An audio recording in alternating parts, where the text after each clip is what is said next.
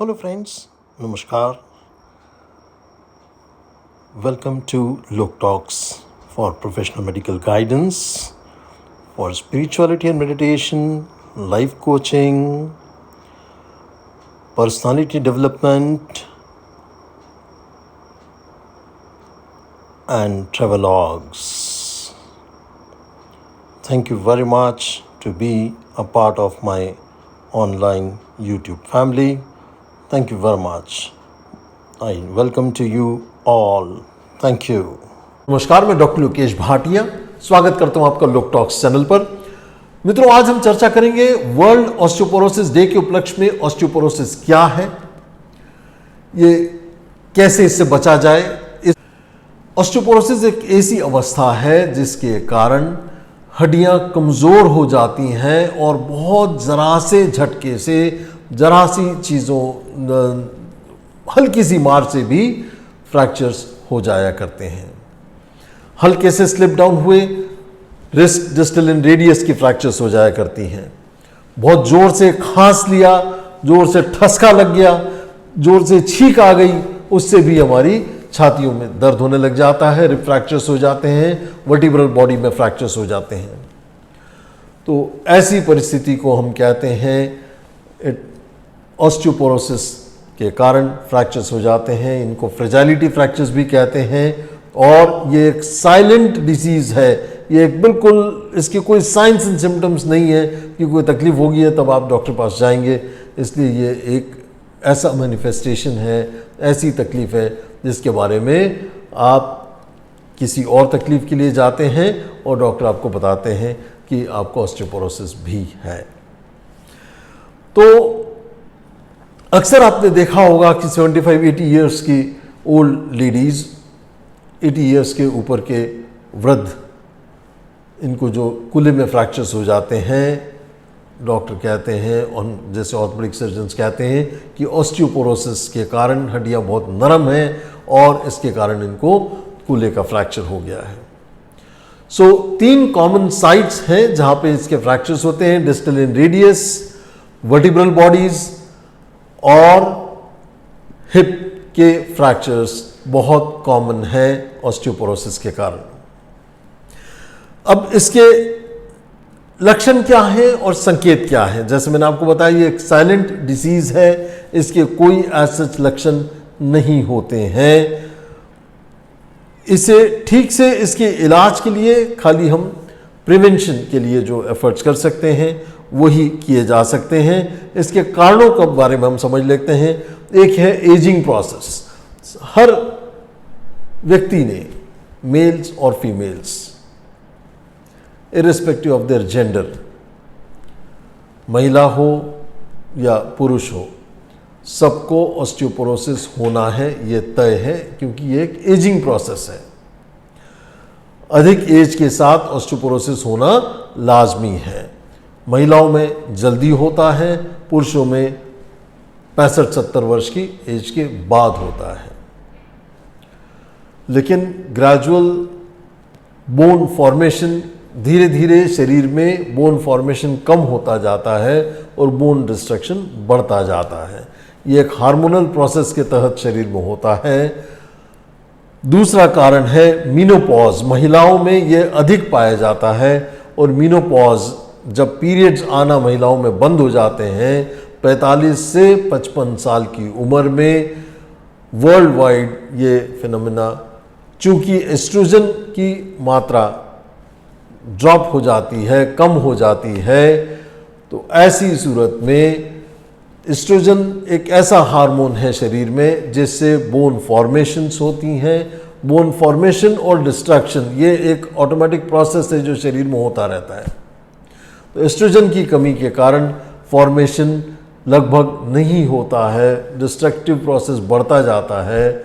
ऐसी सूरत में ये ऑस्टियोपोरोसिस होना लाजमी हो जाता है। तो ये चीज़ को हमने समझना है। हाइपोथायराइडिज्म भी एक कारण है, डायबिटीज़ एक कारण है और हाइपोप्रोटीनीमिया, प्रोटीन्स की कमी अगर शरीर में होने लगे किसी भी कारण से, किसी भी मेटाबॉलिक डिसऑर्डर के कारण, उसके कारण भी होता है ऑस्टियोपोरोसिस। हड्डी की ताकत का क्या कारक निर्धारित करते हैं? सर्वप्रथम है अनुवांशिक कारक। मतलब जैसे मैंने भी आपसे बताया कि पीक बोन मास 25 से 30 साल की उम्र तक में पहुंचता है और उसके बाद धीरे धीरे आपको बचे हुए 70-75 साल जीवन के और निकालना होते हैं। तो ये एक एजिंग प्रोसेस के तहत ये ऑस्टियोपोरोसिस की तरफ हर इंसान जाता है। दूसरा है कैल्शियम की आवश्यकता। विटामिन डी और कैल्शियम ये आपस में इंटरलिंक्ड हैं। विटामिन डी, कैल्शियम और प्रोटीन्स, ये तीन चीज़ें हमें अत्यंत आवश्यक हैं बोन्स की स्ट्रेंथ की मेंटेन करने के लिए। अगर आपके शरीर में विटामिन डी की कमी होगी तो आपके शरीर में कैल्शियम की कमी होगी, क्योंकि कैल्शियम एब्जॉर्ब नहीं हो पाएगा। मैं विटामिन डी के ऊपर कई वीडियोस पहले बना चुका हूं, पुनः आज चर्चा इसलिए कर रहा हूं कि आज वर्ल्ड ऑस्टियोपोरोसिस डे के बारे में हम चर्चा कर रहे हैं और उसमें विटामिन डी का, कैल्शियम का और प्रोटीन्स की मात्रा का तो बहुत महत्व है। ये बात को आपने समझना है। कैल्शियम आपने लेना अब आवश्यक नहीं माना जाता है। 2000 के बाद ये ट्रेंड कैल्शियम लेने का बहुत कम होता जा रहा है, खास करके 2010 के बाद एज ऑफ डेट जो साइंस आज जहाँ पर है उसके अनुसार कैल्शियम लेने की आपको आवश्यकता नहीं है। आपको आवश्यकता पड़ सकती है विटामिन डी लेने की। साल में एक बार आप विटामिन डी के चेकअप ज़रूर करवाएं। हाल ही मैंने वीडियो भी बनाया था विटामिन डी के ऊपर, मैं आपको लिंक डिस्क्रिप्शन बॉक्स में ज़रूर डाल दूंगा, जिससे आप जानकारी हासिल कर पाएंगे विटामिन डी के बारे में कि और क्या आवश्यक जानकारी आपको होनी चाहिए। जैसा कि अपन जानते हैं मित्रों, विटामिन डी थोड़ा सा शॉर्ट में मैं यहाँ पे कवर कर लेता हूँ। विटामिन डी को हम सनशाइन विटामिन के रूप में जानते हैं। विटामिन डी हमें डाइट से भी प्राप्त होता है। तीन मुख्य जानकारियाँ अपने को होनी चाहिए विटामिन डी के बारे में कि सनशाइन विटामिन डी जो हमको प्राप्त होता है ये एक डेफिनेट टाइम पीरियड में हम जब वॉक करते हैं तभी हमारा शरीर बना पाता है।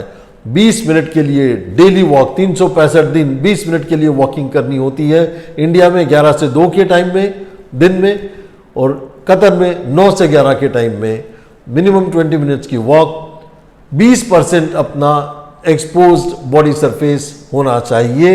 अगर ये नहीं है, जो कि अक्सर नहीं हो पाता, यही कारण है कि हमारा शरीर विटामिन डी डेफिशिएंसी डेवलप करने लगता है। Invariably 90% of people around the world, पूरी दुनिया में 90% लोग विटामिन डी की डेफिशिएंसी से ग्रसित हैं और इसीलिए विटामिन डी की टेस्टिंग का चलन पिछले कुछ 10 सालों में बहुत अधिक बढ़ चुका है। और वो टेस्ट करके हम क्या डोज में हमने देना है, क्या ड्यूरेशन में हमने देना है, ये हम तय कर पाते हैं। लगभग साल में आपको 4 से 6 महीना आजकल विटामिन डी लेना आवश्यक है। एडिक्वेट विटामिन डी अगर आपके टेस्टिंग में आता है, इसका मतलब आपको साल भर विटामिन डी से संबंधित आपको विचार करने की जरूरत नहीं है। विटामिन डी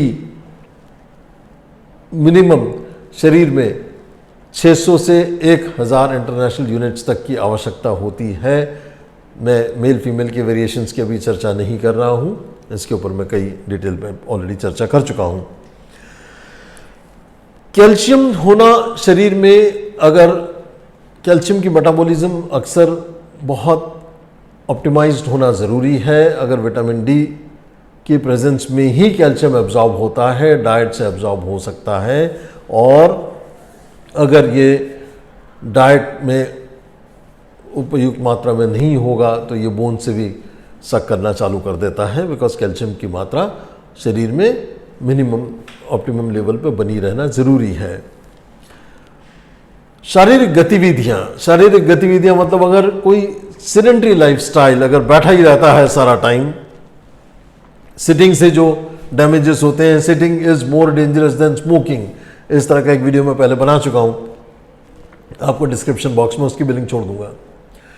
तो ये जानकारी हमको होनी चाहिए। ज़्यादा देर घंटों में बैठना नहीं है, हमें हर 1 घंटे में कम से कम 20 कदम वॉक करके आकर के अपनी सीट पे बैठना है। जो लंबी सिटिंग्स जिनकी होती है जॉब्स के दौरान, उन्होंने ध्यान रखना है कि सुबह में या शाम में कम से कम 24 घंटे में मैं 3 घंटे स्टैंडिंग पोजीशन में, खड़ी हुई पोजीशन में को बिताना है। कम से कम 7 से 8 किलोमीटर की वॉकिंग करनी है। इसके बारे में और अभी आपसे आगे चर्चा करूंगा। और लाइफस्टाइल संबंधित बातों को ध्यान दीजिए। डाइट में प्रोटीन्स कम से कम 1 ग्राम पर किलोग्राम, आपका जो भी वज़न है, सपोज 70 किलोग्राम आपका बॉडी वेट है, जो कि एक एडल्ट्स के लिए एक आइडियल बॉडी वेट माना जाता है। 70 से 80 केजी के बीच में अगर आपका वेट है तो 70 से 80 ग्राम आपको प्रोटीन कंजम्पशन करनी चाहिए।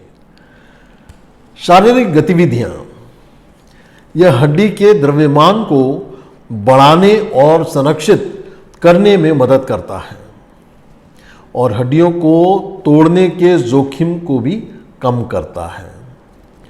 शरीर का वजन बनाए रखना, शरीर का वजन सही होना चाहिए, क्योंकि अगर व्यक्ति का वजन अधिक होगा तो हड्डियां अधिक नाजुक और कमजोर हो जाती हैं। प्रजनन संबंधित समस्याएं आती हैं। यदि गर्भावस्था या रजोनिवृत्ति के समय समस्याएं हैं तो इसके संबंध में समस्याएं हो सकती हैं। धूम्रपान, स्मोकिंग। धूम्रपान हड्डियों का द्रव्यमान को कम करता है, bone matrix, it reduces the bone matrix, और इससे फ्रैक्चर्स का खतरा भी बढ़ जाता है और कई तरह की बीमारियां हो जाती हैं। यदि किसी व्यक्ति को शराब की आदत है तो इसे रोकना चाहिए, क्योंकि इससे भी हड्डियों का द्रव्यमान कम होता है। कैसे पता करें कि हमें ऑस्टियोपोरोसिस तो नहीं है? बोन डेंसिटोमीटर, डेक्सा स्कैन के नाम से जाना जाता है, वो हमें करना चाहिए। हर व्यक्ति जो 65 साल से ऊपर है उन्हें ये स्कैन जरूर करवाना चाहिए।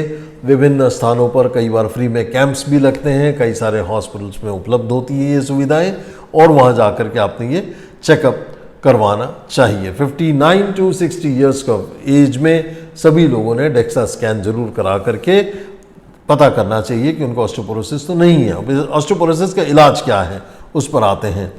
उपचार पर इस बात पर निर्धारित करता है कि अगले 10 वर्षों में हड्डी टूटने का कितना जोखिम है, रिस्क ऑफ डेवलपिंग फ्रैक्चर्स, और यह जानकारी अस्थि घनत्व टेस्ट ऑस्टियोपोरोसिस डेंसिटोमीटर भी कहलाता है, डेक्सा स्कैन जिसकी बात मैं भी कर रहा था आपसे, करके एकत्रित की जाती है। ऑस्टियोपोरोसिस का उपचार क्या है? प्रथम उपचार है बिसफॉस्फोनेट्स नामक दवाइयाँ उपलब्ध हैं, जिनको हम कहते हैं एलोड्रोनिक एसिड, एलोड्रोनेट। एक निश्चित उम्र में पुरुष और महिला दोनों ऑस्टियोपोरोसिस के शिकार हो जाते हैं और फ्रैक्चर्स का खतरा बढ़ जाता है, और फिर बिसफॉस्फोनेट्स या एलोड्रोनेट की आवश्यकता पड़ती है। ये आप डॉक्टर के प्रिस्क्रिप्शन से ही ले सकते हैं, ये बात ध्यान रखिएगा। मोनोक्लोनल एंटीबॉडीज डिनोसुमाब करके पाई जाती हैं, उसका भी हम इस्तेमाल करते हैं, वो मोनोक्लोनल एंटीबॉडीज होती हैं। हार्मोन संबंधी चिकित्सा, महिलाओं में अक्सर एस्ट्रोजन की कमी होने के कारण वो आप गायनेकोलॉजिस्ट से संबंधित या एंडोक्रोलॉजिस्ट को दिखा करके आवश्यकता अनुसार आप हार्मोन संबंधित चिकित्सा भी कर सकते हैं। रिप्लेसमेंट थेरेपी, पुरुषों में जब टेस्टोस्टेरॉन का स्तर उम्र के साथ कम हो जाता है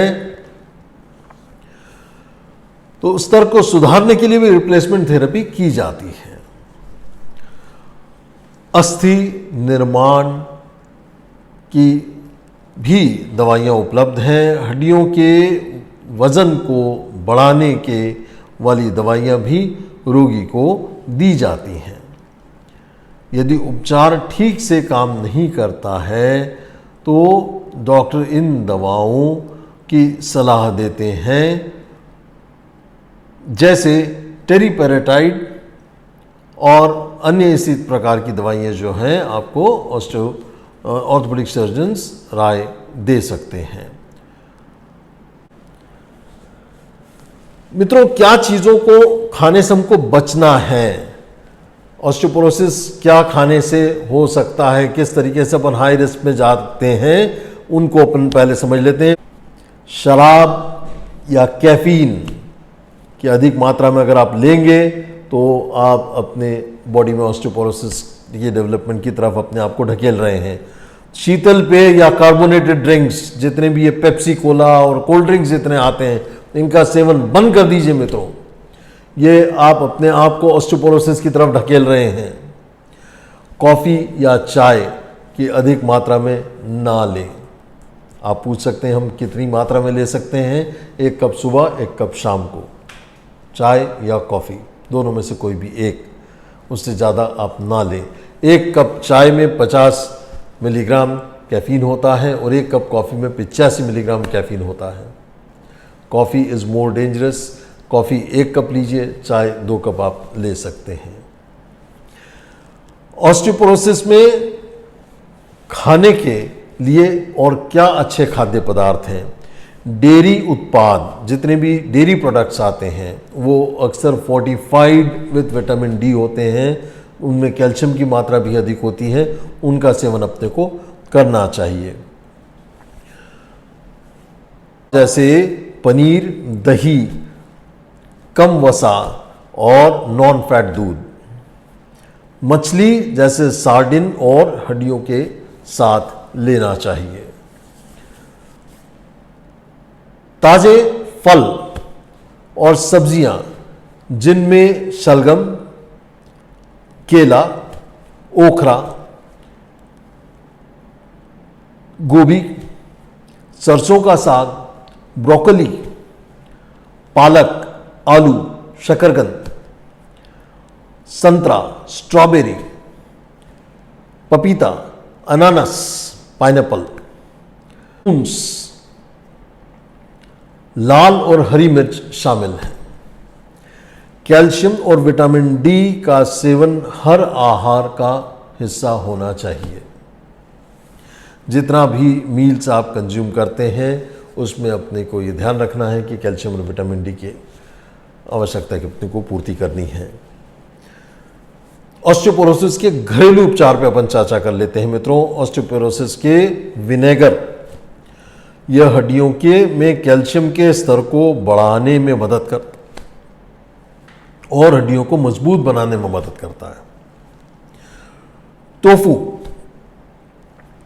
सोयाबीन से बनता है टोफू। शोध में यह पाया गया है कि सोया या उसको मिलता जुलता जो महिलाओं को एस्ट्रोजन नामक हार्मोन की मात्रा बढ़ाता है, उसके लिए आवश्यक है। सो टोफू का सेवन करना चाहिए। Well, a quick recap to summarize 5 quick tips I'll be talking. Well, 5 tips I'll be talking about on prevention. What 5 things one can do to prevent osteoporosis? Tip number 1, exercise regularly. Weight bearing exercises, muscle strengthening exercises. Walking is one fantastic exercise. Walking and running are the best exercises.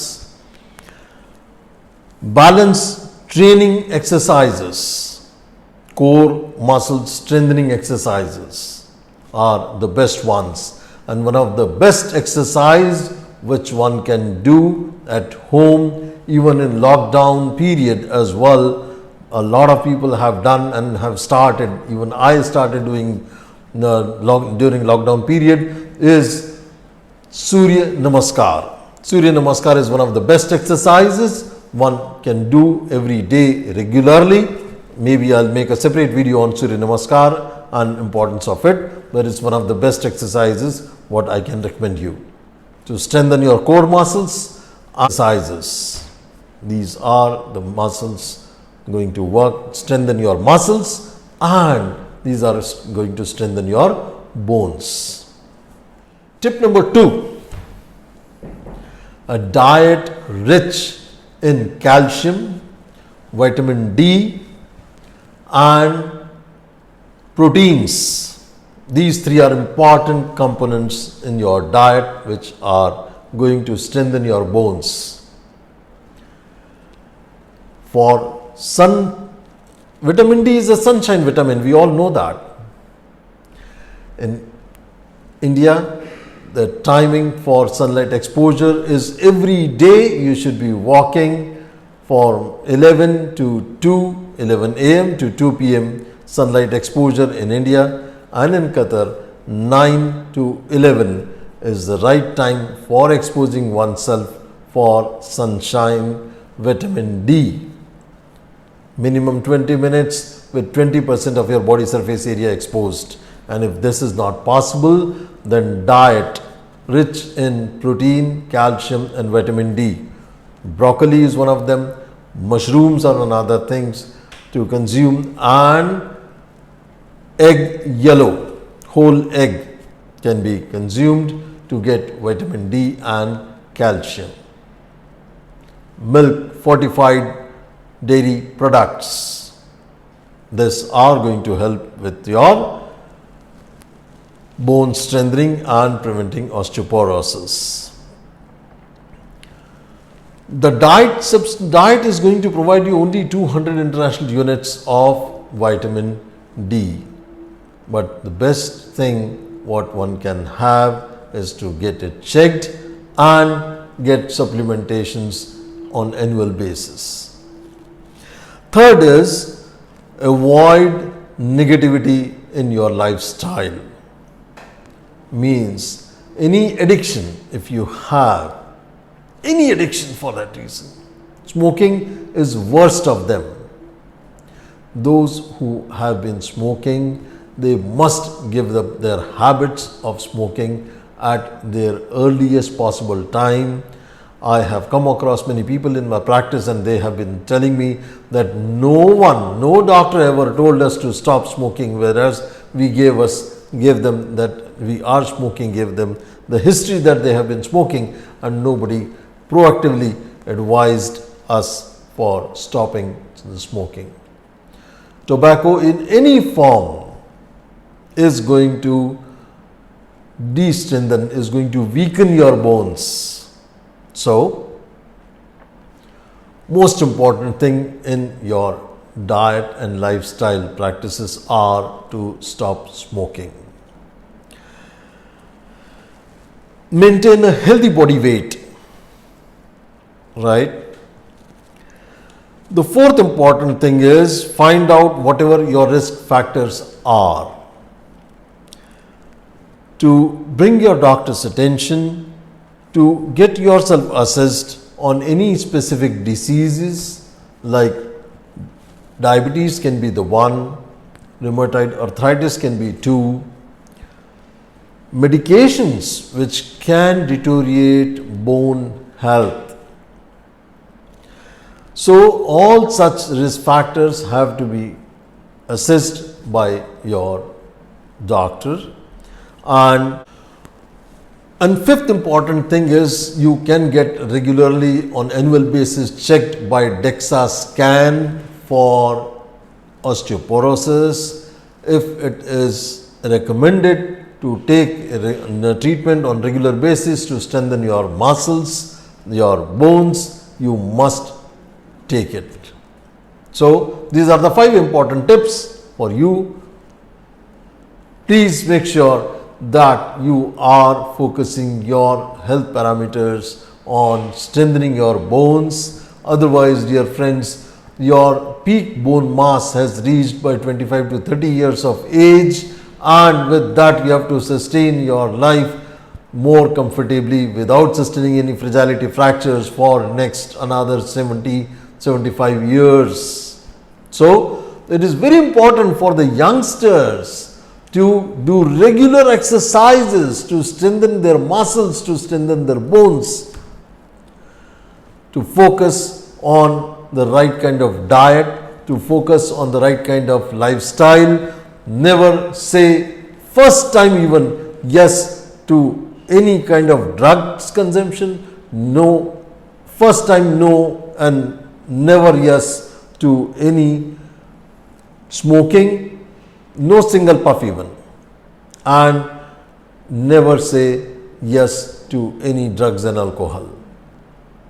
So my dear friends, this was my day, the message on this day of World Osteoporosis Day.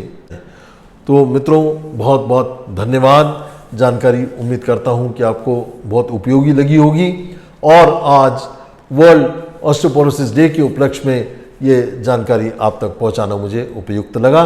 बहुत बहुत धन्यवाद। अपने मित्रों, संगी साथियों, रिश्तेदारों के साथ इसको जरूर शेयर करिए। ये आपको निश्चित रूप से लाभदायक जानकारी महसूस होगी। बहुत बहुत धन्यवाद। इस वीडियो को शेयर जरूर करिएगा मित्रों, और सब्सक्राइब आपने अभी तक नहीं किया है, पहली बार आप देख रहे हो मेरे चैनल का वीडियो, तो निश्चित रूप से इसको सब्सक्राइब करिए और बेल आइकन पे हिट करना ना भूलिएगा। बहुत बहुत धन्यवाद। नमस्कार मित्रों।